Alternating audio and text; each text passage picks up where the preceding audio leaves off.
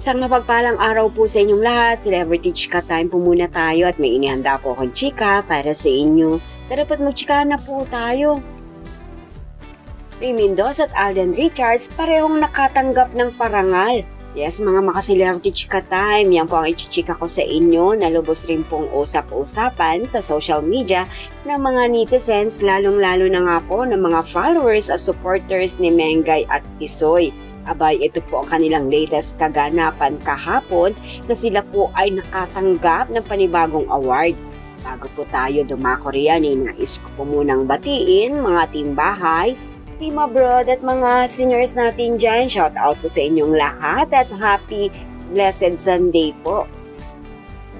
Lumabas nga po ang iba't ibang larawan ni Maine na yan na ayon po sa usap-usapan sa social media ay isa po ito sa kanyang endorsement shoot o endorsement taping na kung saan nga po para sa kanyang Smart Family.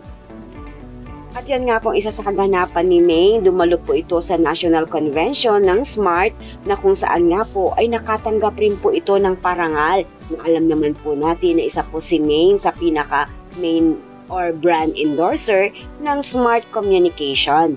Narito po at panuorin po natin ang mga kaganapan ni Maine sa National Convention ng Smart.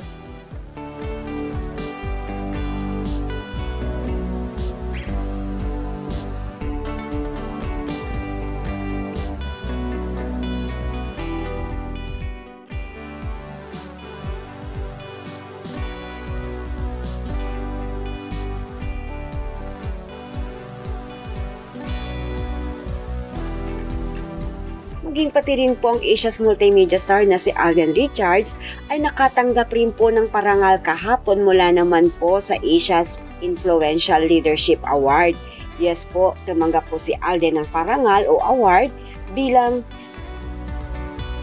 Asia's Exemplary Actor of the Year.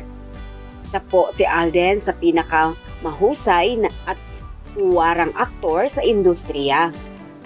Yan po ang aking chika days for today. Salamat po sa inyong panunood. Huwag po kalimutang mag-subscribe. Pwede po mag-comment sa ibaba. Basta't wag lamang po harsh o nakakasakit sa isa't isa. Salamat po muli. Spread love, not hate.